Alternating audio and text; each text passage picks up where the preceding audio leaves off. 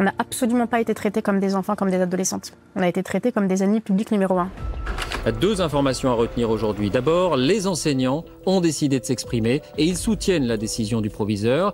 Et puis, selon un rapport des renseignements généraux, les deux sœurs auraient été manipulées. Les deux lycéennes ont-elles subi une influence islamiste? C'est en tout cas le sentiment des professeurs, témoins au conseil de discipline. Pour eux, l'exclusion définitive était l'unique rempart contre une forme de propagande exercée par les sœurs Lévy. Avec les deux jeunes filles en cette début de rentrée, le compromis, la discussion, le dialogue n'ont pas été possibles.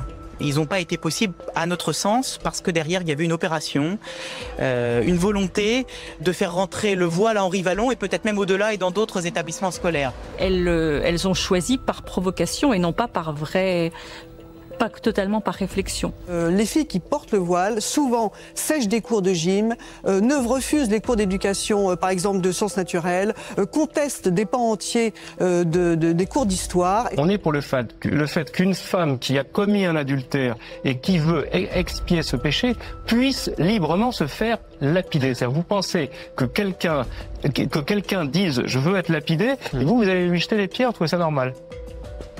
Ne cédez pas parce que si demain, finalement, il peut y avoir des élèves voilés qui rentrent dans l'établissement, c'est notre propre liberté qui risque d'être mise en cause. Mais je plains celles, elles sont nombreuses, qui le portent parce qu'elles sont obligées de le faire.